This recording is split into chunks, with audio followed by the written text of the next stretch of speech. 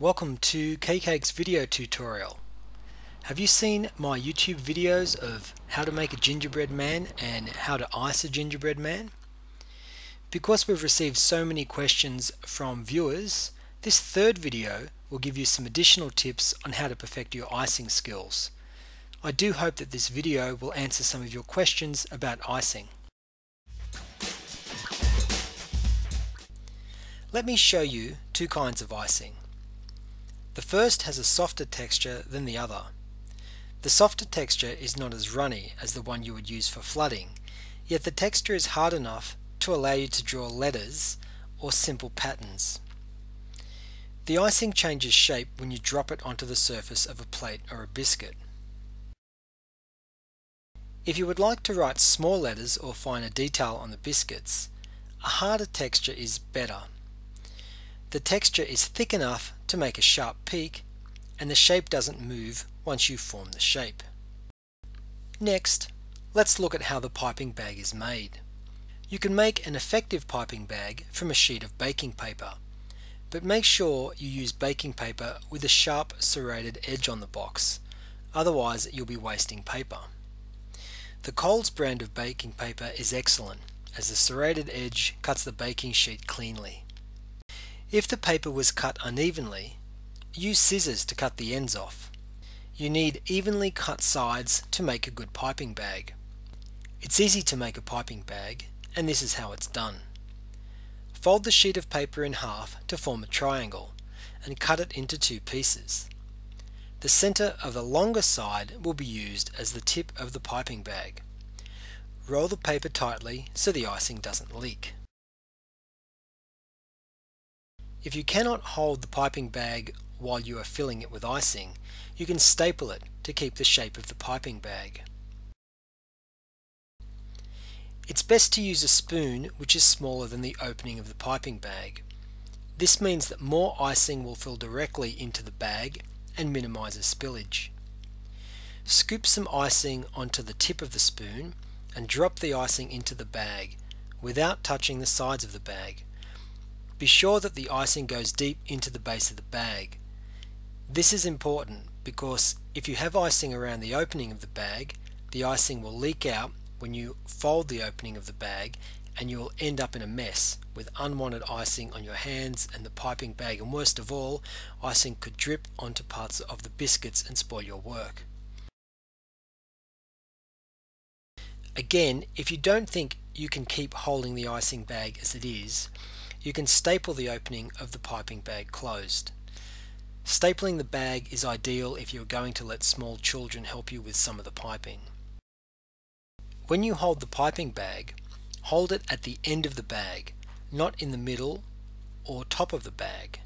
As you pipe the icing, keep folding the piping bag so that the icing always comes out smoothly. If you have shaky hands, place your piping hand onto your other hand or onto the plate that you are working on for added stability. Before you pipe the icing onto the cake or biscuit, be sure to pipe out a little of the icing onto a plate, as this discards any icing that may have already started to harden.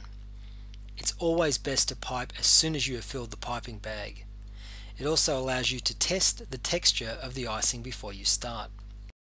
Let's practice some patterns. When you pipe small dots, twist the piping bag a little bit at the end of the piping so the dots won't form into peaks. When you draw lines, lace patterns, smiley faces or letters, always take your time and pipe slowly. This ensures that the lines are an even thickness and prevents skipping. Piping at the same speed ensures that the thickness of your lines is consistent from start until finish. Now let's look at some bad examples. Here is not what to do. If the icing was too hard or the opening of the piping bag was too small, the icing doesn't come out smoothly and twists when you force the icing out. Pipe slowly and aim for consistency. If you try to pipe too fast, icing may not come out of the bag as you move the piping bag, and you cannot create the design you are aiming for. If the piping bag touches the surface of the biscuit you are piping, the icing will be smudged.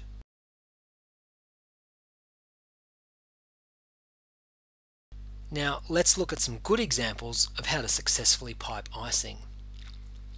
Here is an iced gingerbread man. The icing is not too hard and it falls smoothly onto the gingerbread man. The piping speed is not too fast and it's of a consistent speed so that the lines come out evenly and do not skip. When you draw big dots, like the eyes or buttons of a gingerbread man, you can move the piping bag as you draw the circles and spread the icing to create the size of the dots that you want. This will make a neat round shape. You can decorate a gingerbread man with icing, chocolate buttons like Smarties or M&Ms, or use hundreds and thousands. Now we are going to look at coloured royal icing. If you colour the icing, check the texture of the icing after you have added the food colour. This texture is soft enough to pipe smoothly and suitable to pipe bigger letters or simple patterns like a small heart. To write small letters, just add some icing sugar to the icing that you use to pipe the big letters, as this will harden the mixture. To fill the piping bag with hard icing, scoop icing onto the tip of a small spoon and push the spoon into the piping bag as deep as you can, and squeeze the bag to take the icing in the bag. The best advice I can offer when you are piping icing is to take your time. Don't rush and pipe slowly, and use hard royal icing.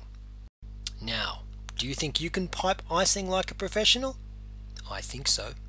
Good luck.